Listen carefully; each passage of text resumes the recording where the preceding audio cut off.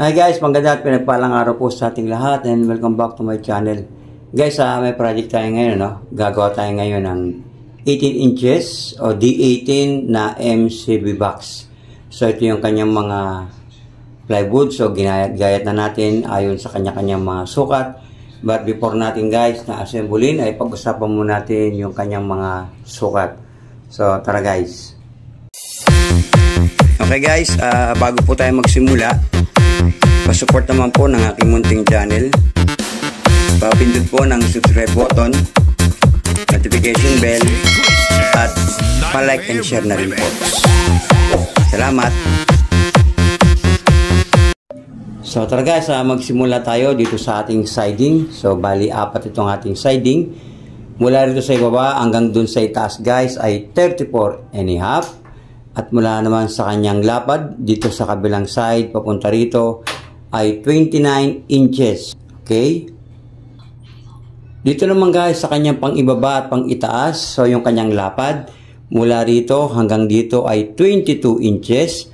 At yung kanya namang haba mula rito sa itaas hanggang dun sa ibaba ay 29 inches. Ito yung ating pang itaas at pang ibaba.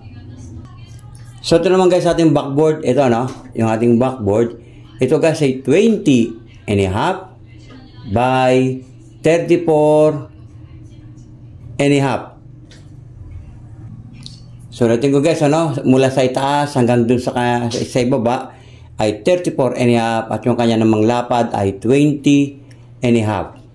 Okay? Ito naman guys sa kabitan ng ating speaker. So naka double wall yan at meron din siyang breather, ano? Naglagay na tayo ng breather. Yung kanyang lapad guys ay 20.5 by 21 inches. Okay? Ito naman guys ating pamintuan mula sa itaas hanggang sa ibaba ay 17.5 at yung kanya namang lapad ay 20.5. Ito naman guys sa kanyang latag, ano? 20.5 by 14.5. So yun yung kanyang mga sukat. So tara guys, pag-usapan pa natin yung mga iba pang mga sukat niya. So guys, itong kanyang pamintuan, ano? Ito mga clearance na mga ito, kung ano yung mga sukat. So ito guys, mula rito hanggang dito ay 1 1/4. So magkabilaan sila. And then sa itaas ay 1.5. So, dalawa sila, ganoon din sa baba ay 1.5. Yung clearance naman ng ating pamintuan o yung pinakahamba, ito guys ay 1 inches. So, papatak yung sa likod niyan, papatak siya ng, magkakat kayo ng, mula rito guys hanggang dito ay 2 1/4. Dito naman guys ay 2.5, no? So, bali yan ang kalalabasan niyan. So, ayan siya. So, sa ngayon guys, ang una nating assemblein ay itong ating kabitan ng speaker, pamintuan, at yung latag. So, tara. Okay guys, ano, sa pagbuo naman ng box, ito yung ating siding, ano. So, bago tayo bumuo guys ng box, gagawa muna tayo ng pinaka-layout. So, ito yung pinaka-pattern ng ating pamintuan, ito yung latag, at ito yung kabitan ng ating mga speaker, ano. So, pag-usapan natin yung kanyang mga sukat. Dito guys, ano, dito kayo kukuha ng layout, no, sa labas. So, ganun din sa kabila. Dito rin kayo kukuha ng layout. Okay? Dito guys, mula sa kanto hanggang dito ay 7 inches. So, ayun siya, no. And then, mula rito guys, hanggang dito sa ibaba ay 21 inches. So, ayun, 21 inches. Mula rito guys, sa 21 inches, papunta ron ay 8 inches. So, ayun siya, no. And then, dito naman sa kabilang side. Dito naman guys, mula sa kanto hanggang dito ay 3/4. So, pagka nilagay natin yan ng liston, magiging 1 inch yan, ano? So, mula sa kanto ay 1 inch, ay 3/4, sorry. 3/4. And then, papunta rito guys ay 17.5. Yung pagitan nito guys ay mula rito hanggang dito ay 6 inches. Ito naman guys ay 17.5. Okay? Mula dito guys sa point ng 3/4 papunta sa point ng 17.5 ay pagtatagpuin natin. Yan siya. Yung 17.5 papunta ron sa point ng 21 inches, no, o 8 inches mula rito ay pagtatagpuin natin. So, ayan siya. And then, mula rito naman guys, sa 8 inches, papunta ron sa itaas, sa 7 inches ay pagtatagpuin natin, ano. So, ayan yung kanyang kalalabasan na pattern. So, ayan siya, pinagtagpo-tagpo natin. Yan guys, yung kalalabasan ng ating pamintuan, yung latag, at itong ating kabitan ng speaker. Ito guys, yung ating kabitan ng speaker ay double wall yan, ano? Kasi D18 yan, so mabigat yung magnet na ilalagay dyan. And then, meron tayong breather. Ito guys ay 2 inches. Okay? Ito yung ating panglatag. Ito yung ating kabitan ng speaker. At ito yung ating pamintuan. Ito yung una nating a-assemblein. Okay guys?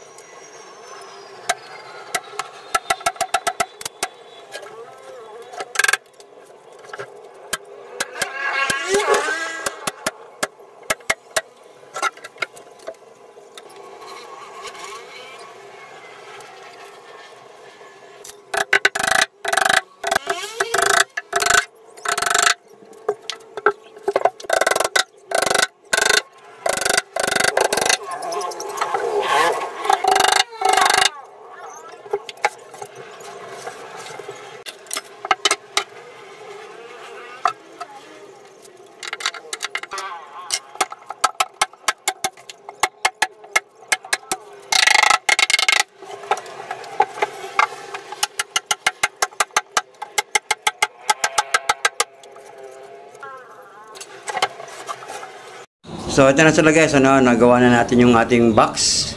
And then, ito yung ating layout kanina na pinakita ko. Mula rito guys ay 3/4. And then, dito guys ay 17.5. So, 6 inches yung pagitan nila, no? And then, ganoon din sa kabila. At ito guys, yung ating ginawa kanina. So, ipapatong na lang natin siya. Parang ganito guys, oh. Ayan. Bigat. So, ayan.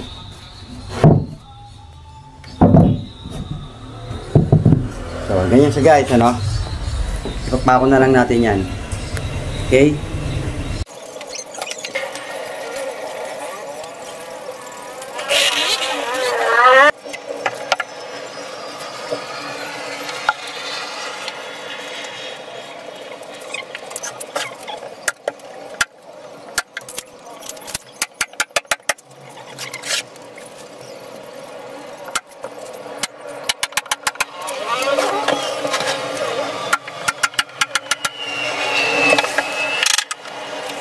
So, ayan siya guys, ano, pasok sa guhit na ginawa natin kanina doon sa pattern. No, pasok na pasok siya guys, ano, saktong-sakto siya. So, ipapako ko na lang guys, ano. At nakabuo na tayo ng isang box. Lalagyan pa natin ng brace sa ilalim. So, tara guys, pako ko lang. So, ito na siya guys, ano, naipako na natin. And then, nilagyan na natin ng mga stick wheel, yung mga gilid niya. So, ito rin siya. Maglalagay pa rin tayo ng pinaka-brace niya sa gitna, no? Guys, yung pinaka-brace niya sa gitna, kung ano yung sukat nito at yung sukat nito, yun yung magiging sukat ng ating brace. So, ganun din sa ilalim, guys. Lalagyan din natin yan. Okay, guys, ano, tumabas na tayo ng ibe-brace natin dito sa nagawa na nating box, ano? So, dito natin ilalagay yan. So, ganyan ang kalalabasan niya, no? Ngayon guys, kung ano yung clearance nito at yung clearance nito, yun yung magiging sukat ng ating brace na ilalagay dito. Mas maganda guys, i-actual na lang ninyo, no? Ilagay nyo yung plywood and then guhitan na lang ninyo sa ilalim. Mas accurate yun, ano? Mas maganda yung tabas nun. So ito na yung sample ng isa na nailagay na natin. So yan na siya, no?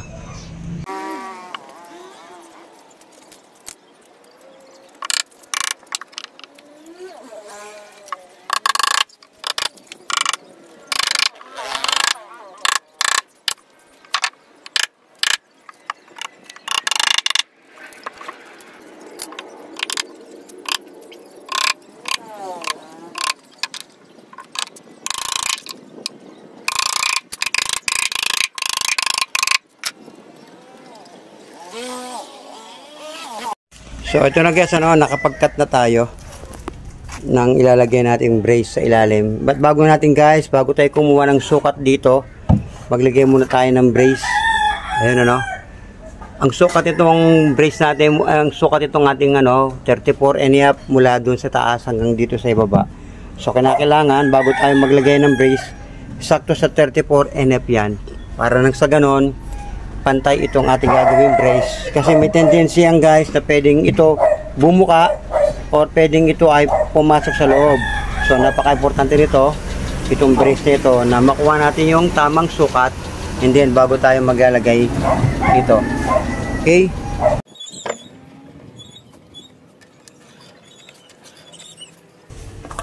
So guys, yung guhit na yan, yung ating ikakat. So ito na guys, nakat na natin. Yung kukunin naman natin ngayon yung papunta rito.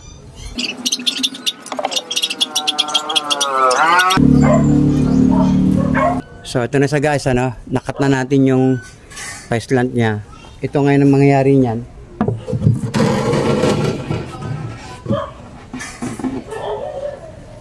So yan na sa guys, nailagay na natin. So yan na sa guys, ito pwede nyo nang tanggalin to ngayon. Kasi gawa ng, yun na yung tamang sukat. Okay? So, ikakabit ko lang guys, ha. Okay guys, ngayon gagawa naman tayo ng cross. Ito yung brace natin sa pangilalim. Ito yung nasa bandang sahig. Ito yung banda sa itaas, And then, dito natin ilalagay yung ating i-cross. Guys, ang gagawin natin ay bubutas tayo, Kukunin natin yung shape na yan and then itutusok natin paloob yung ilalagay natin na cross. So, paano mag-layout? Ganito lang guys, Mula dito sa labi, hanggang dito guys ay 4 inches. And then, mula dito sa labi, hanggang dito sa itaas ay 8 inches. And then, mula rito hanggang dito ay 6 inches. Yung sukat naman ng ating ilalagay na cross ay 8 and 1/4. Parang ganito mangyayari guys, Ayan, So, ganyan ang mangyayari niyan. Ipapasok mo siya. So, ito siya guys, papakita ko. Ayan siya, 4 inches. Mula rito hanggang dito ay 4 inches. And then, 8 inches. And then, 6 inches. So, mangyayari niyan guys, ganito gagawin ninyo, yung actual. Kukunin nyo lang yung 4 inches at yung 8 inches. Igaganyan nyo siya. And then, pagdating dito guys, kukunin nyo lang yung 6 inches. So, ayan, kakapay lang ninyo yung 6 inches. Kapag nakuha nyo na yung 6 inches, saka nyo ngayong guguhitan. Mula dun sa point ng 8 inches, ayan, guguhitan ninyo.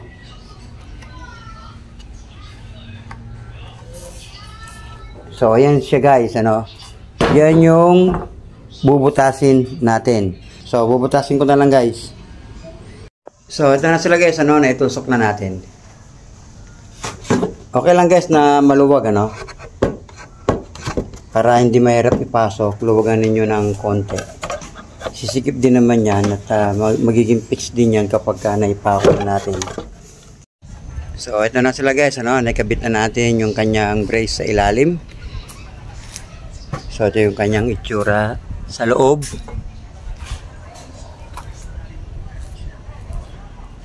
Ito na sila.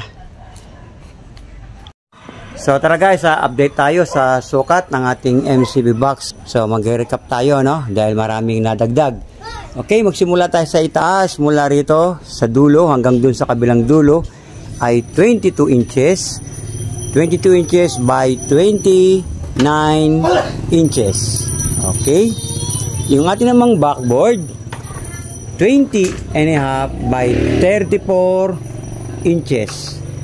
Yung ating siding, mula rito, papunta doon sa likod ay 29 inches. At yung kanya namang taas, dito sa loob, papunta rito sa ibaba ay 34.5. Ngayon guys, mula sa itaas hanggang sa ibaba, ang total niya ay 36 inches. Dahil yung ating loob, itong ating siding at backboard ay 34.5. And then pinutungan natin ng pang-ibabaw at pang-ilalim. So pumutak siya ng 36 inches. Okay? Okay guys, ano, ito namang brace natin sa ilalim.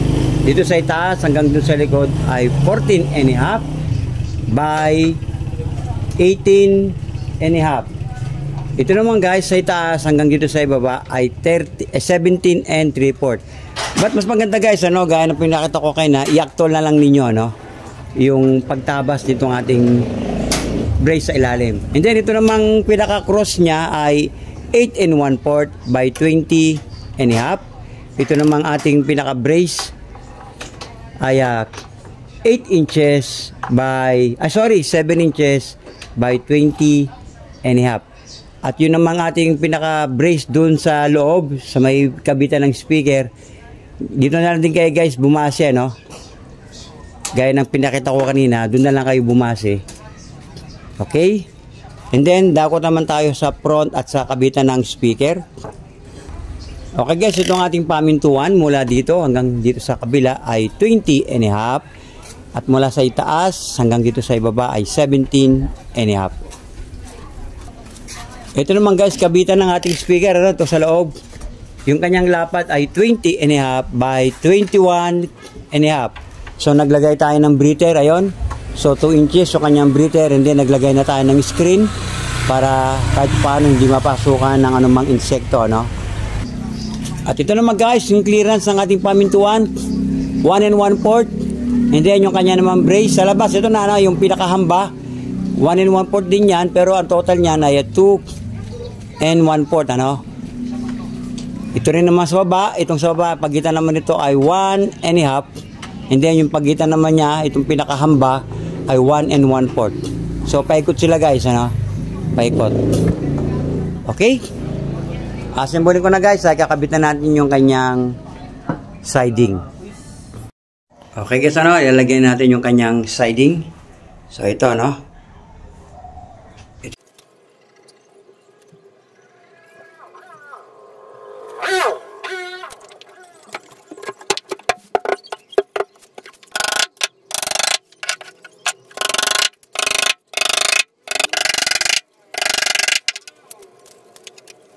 So ito na sila guys, ano, nabutasan na natin para sa kanyang metal plunger, sa kanyang handle, at yung gagamitin niyang speakon ay itong dual speakon, ano, ipaparallel niya.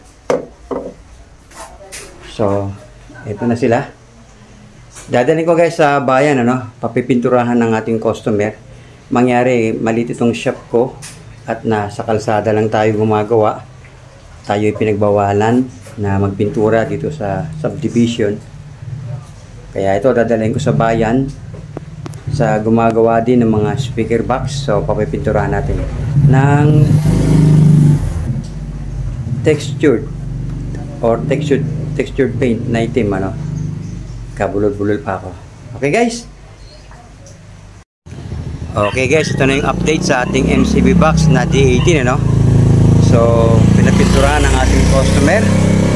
So guys, hindi ako nagpintura niyan dahil dito sa amin ay bawal dito sa subdivision namin. So nag-hire tayo ng tao na magpipintura. So dinala ko yan sa bayan at pinapinturahan natin. Okay guys, kung yung nagustuhan itong ating munting video, huwag niyo sanang kalimutan pakipindot po ng subscribe button notification bell, pa-share and palike na rin po, at ang pag-ibig, pagpapala ng ating dakilang Diyos ay sumating lahat. Maraming salamat po.